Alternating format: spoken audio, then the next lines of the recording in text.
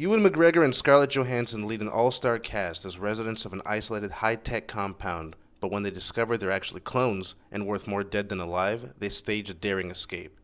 Battling an unfamiliar environment and an armed team of mercenaries in hot pursuit, they'll risk their lives and freedom to save those they left behind and reveal the truth about the island. So is The Island a good movie? In the snobby Oscar bait sense of the word, no. But if you're not a snob and you're looking to be entertained, this is what you want. This movie predicted COVID, aluminum beer bottles, and the Oppressor Mark II in 2005. It's a rich man's Logan's Run. It's Blade Runner without the philosophy degree. Everything they hated about this movie then are things they line up for now. Everything Michael Bay did with Transformers, he learned on The Island. He even reused a shot from it on Transformers 3. The Island came out in a time when CGI was starting to get really good, but it was used to enhance rather than tell the whole story. There's a thing that directors do that I call genre jacking, like Quentin Tarantino making a war movie, or when Edgar Wright made a musical, and the first time Michael Bay did a sci-fi movie from the 70s. All of these guys are known for their specific style, but they do dabble in other styles of filmmaking. The story isn't super deep with this one, but the movie is more interested in being as entertaining as possible.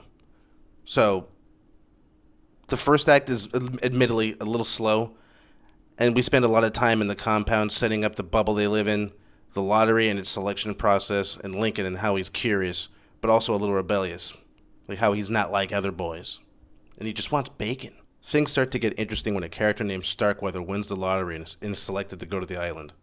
Starkweather learns pretty damn quick that the lottery sucks and the island isn't real when they try to kill him. The scene is surprisingly brutal for a PG-13, and it does a great job of setting up how ruthless the corporation is. Starkweather turns out to be the clone of a superstar athlete that needed new legs or something, but wouldn't you know he didn't want to die for his sponsor. So he tries to bust a jailbreak, but security shoots him in both his calves with a pair of grapple darts and drags him back to the kill room. All of this happens in front of Lincoln, giving him the answer to all the whys and hows, and he runs back to the compound to mount his escape, because guess who the new lottery winner is? Scarlett Jo Johansson. The sequence that follows makes me wonder how easy it would be to break out of prison. They play a game of hide and seek with Paul Blart and the boys in what looks like an unused set from Minority Report. They eventually find their way out of the compound and manage to track down Crazy Eyes so he can give them some exposition, and they're off to the train station. The movie did a good job blending the future elements with the world that we know. There's a wild coincidence that the movie takes place in 2019, and a contamination is why the compound even exists. So Crazy Eyes gets killed at the train station, and there's more hide and seek, but Obi-Wan Jabroni and Scarlet Lips get captured by the Fuzz this time. It's at this point in the movie that it becomes a Michael Bay story. Logic gets its final coffin nail, and the movie gets bananas. The cops have the clones in the back seat, and the bad guys just T-bone the cop car like a 40-ounce steak, freeing Russian Jedis all over the streets.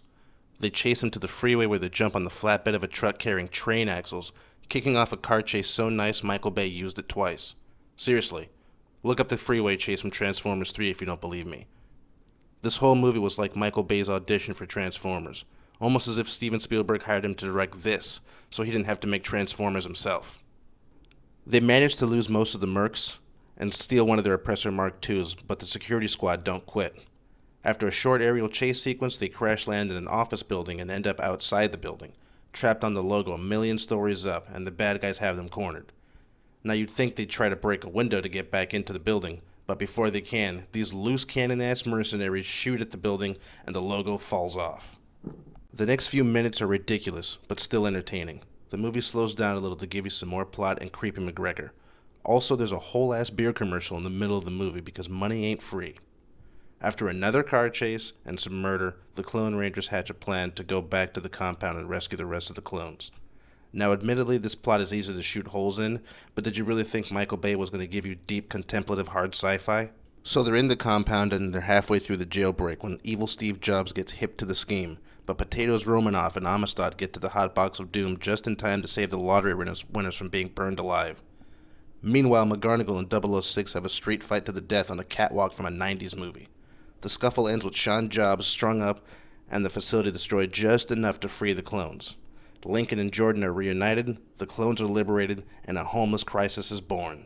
Okay, so The Island is far from a perfect movie, but regardless of how you feel about Michael Bay, the man never phones it in. Action movies are hard work, and making a great one seems like high science.